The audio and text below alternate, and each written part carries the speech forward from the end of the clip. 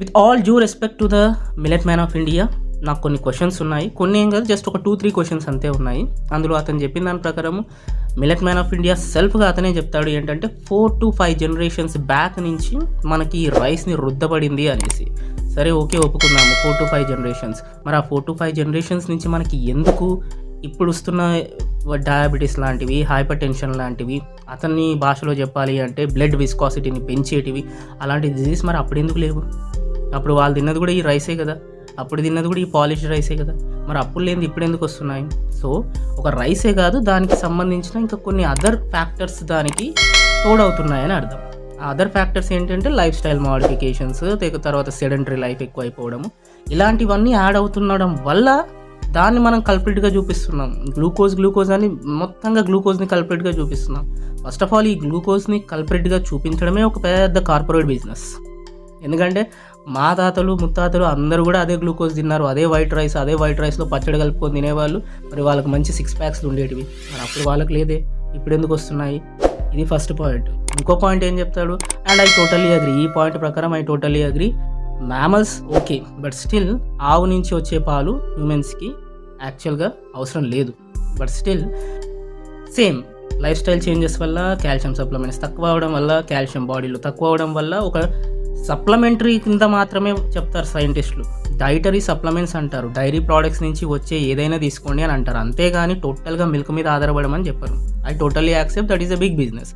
But still అతనేం చెప్తాడంటే ఆ పాలు తాగడం వల్ల 6 yearsకి 12 yearsకి మెన్స్ట్రుయేషన్స్ అవుతున్నాయి, టోటల్గా బాడీ చేంజెస్ అవుతున్నాయి, హార్మోన్స్ ప్రాబ్లమ్స్ అవుతున్నాయని. ఎంతమందికి అయ్యాయి? మన తాతలకి ముత్తాతలకి, మన నానమ్మలకి, అమ్మమ్మలకి, వాళ్ళ అమ్మలకి ఎంతకుముందు అయ్యాయి? జస్ట్ ఇప్పుడే కదా స్టార్ట్ అవుతుంది. ఒక జస్ట్ పాస్ట్ ఈ కంప్లీట్ వెస్టర్నైజ్డ్ గ్లోబలైజేషన్ అవ్వడం వల్ల కదా స్టార్ట్ అయ్యింది. మరి ఆ పాయింట్ ఎందుకు మీరు కంప్లీట్గా అవాయిడ్ చేస్తూ ఉంటారు? అది కూడా మోస్ట్ ఇంపార్టెంట్ పాయింట్ కదా. మరి పాలు ఎప్పటి నుంచో తాగుతున్నాము, మా అమ్మమ్మ వాళ్ళు తాగేది, నేను తాగేవాడిని మా అమ్మమ్మ వాళ్ళ ఇంట్లో. మరి మా అమ్మమ్మ వాళ్ళ ఇంట్లో పుట్టిన వాళ్ళకేం కాలేదు, మా మమ్మీకి అలాంటిది ఏం కాలేదు, మా అమ్మమ్మ వాళ్ళ మమ్మీకి కూడా అలాంటిది ఏం కాలేదు. వాళ్ళు టోటల్గా చేసేదే పాల బిజినెస్ చేసేవాళ్ళు. మరి వాళ్ళకి లేని ప్రాబ్లమ్స్ ఇప్పుడు ఎందుకు వస్తున్నాయి? సో అగైన్ ఒక పాలు తాగడం వల్ల కాదు, హార్మోనల్ ఇంబ్యాలెన్సెస్కి చాలా కారణాలు ఉన్నాయి. ఆ చాలా కారణాలు పట్టించుకోకుండా ఒక పాలను మాత్రమే బ్లేమ్ చేయడం కరెక్ట్ కాదు. అట్ ద సేమ్ టైం పాల ఇండస్ట్రీని సపోర్ట్ చేయడం కూడా కరెక్ట్ కాదు. నీకు అవసరం ఉంటే తీసుకో, లేకపోతే లేదు. ఇంకొక పాయింట్ ఏం చెప్తాడు, 18 million some number of billions of business జరుగుతుంది అనేసి చెప్తూ ఉన్నాడు. బట్ ఆ బిజినెస్ ఎలా జరుగుతుంది, ఎందుకు జరుగుతుంది? వాళ్ళు డైరెక్ట్గా డాక్టర్ దగ్గరికి వెళ్ళినప్పుడు మీరు కాల్షియం వాడండి అని చెప్పరు ఏ డాక్టర్. మీరు పాలు తాగుతున్నారా లేకపోతే పాలకు సంబంధించిన ఏదైనా తింటున్నారా అని అడుగుతారు. ఒకవేళ వాళ్ళు లేదు, తినట్లేదు అని అంటే అప్పుడు మాత్రమే ఇవి వాడండి అనేసి సప్లిమెంట్స్ ఇస్తారు. అంతేగాని ఏ డాక్టర్ కూడా డైరెక్ట్గా మీరు ఇది వాడండి అనేసి ఎప్పుడు డైరెక్ట్గా చెప్పరు. అదొకటి. అండ్ ఇంకొకటి ఏంటంటే సీడ్స్ గురించి చెప్పాడు. వరల్డ్లో ప్రపంచం మొత్తంలోనే ఓన్లీ 2 seedsే ఇప్పుడు ప్రివేల్ అవుతున్నాయి, ఆ 2 seedsనే మొత్తం ప్రపంచం తింటుంది అనేసి. It's a completely wrong statement. ఎందుకంటే చాలా కంట్రీస్లో డిఫరెంట్ వాళ్ళ ఇండిజీనియస్గా ప్రొడ్యూస్ అయ్యే సీడ్స్ చాలా ఉంటాయి, వాళ్ళు వాటిని తింటారు. నేను యూరోప్లో 25 months ఉన్నాను. డిఫరెంట్ యూరోప్లో ఒక కంట్రీలోనే కాదు, ఒక్కొక్క కంట్రీలో ఒక్కొక్క విధంగా తింటూ ఉంటారు. మరి వాళ్ళకి లేని ఇబ్బంది మన దగ్గరనే ఎందుకు వస్తుంది? మేబీ ఇండియాలో అలా ప్రాపగేట్ అయిందేమో ఒక 2 seeds అని, కానీ అది వరల్డ్కి మొత్తం అనుసరించడం మాత్రం కరెక్ట్ కాదు. ఎందుకంటే ఒకవేళ కనుక మీకు డౌట్ ఉంటే డూమ్స్డే వాల్ట్ ఇన్ నార్వే అని ఒక టైప్ చేసి చూడండి. అందులో మోర్ దెన్ 1 million సీడ్ వెరైటీస్ని స్టోర్ చేశారు. ఆ 1 million సీడ్ వెరైటీస్లో గ్లోబల్గా మోర్ దెన్ 100 సీడ్ వెరైటీస్ని ప్రాపగేట్ చేస్తున్నారు, ఇండస్ట్రియలైజ్ అవుతూ ఉంది, ఫుడ్ ప్రాసెస్ అవుతుంది దాని నుంచి. మరి అక్కడ ఆ క్వశ్చన్స్ అడగాల్సిన బాధ్యత ఇదంతా కూడా పాడ్కాస్టర్ది కదా. ఇక్కడ పాడ్కాస్టర్ కూడా ఏంటంటే అతనికి గవర్నర్ నుంచి అవార్డు వచ్చింది, Padmashri, millet man of India, yes we respect everything. అది అతను సాధించడము, అది అతను ఇండియా అవార్డు అయి ఉండడం, అవన్నీ మనము యాక్సెప్ట్ చేయాల్సింది తప్పు కాదు. కానీ ఆల్వేస్ సొసైటీలో ఒక పెద్ద ఇబ్బంది ఉంటుంది ఏంటంటే, ఒకసారి కనుక ఒక స్టేచర్కి వెళ్తే వాళ్ళు ఏం చెప్పినా రైట్ అనుకుంటారు. కాదా? అలా కాదు కదా. ఆ స్టేచర్ని కొన్ని ఆస్పెక్ట్స్ని బేస్ చేసుకొని ఆ స్టేచర్ ఇస్తారు గవర్నమెంట్ కానీ, ఇంకేదైనా ఇన్స్టిట్యూట్ కానీ, సొసైటీ కానీ. ఆ స్టేచర్ ఎందుకు ఇస్తారు?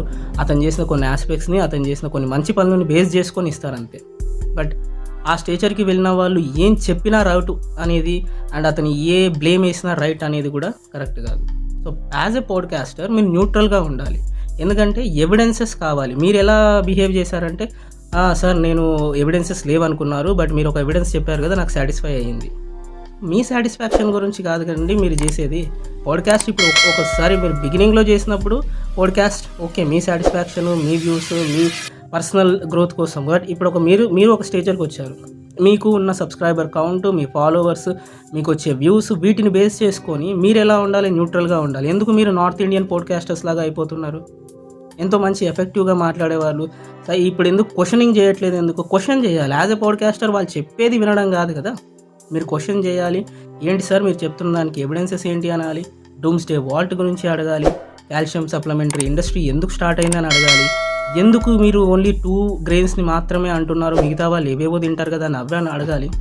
ఇవేమీ అడగకుండా మరి పాల గురించి వచ్చినప్పుడు మరి మా సిస్టర్స్, మా మదర్స్కి అలాంటిది కాలేదు కదా, మీరే చెప్తున్నారు కదా 4 or 5 జనరేషన్స్ బ్యాక్ నుంచి జరిగిందని, మరి అది అడగాలి.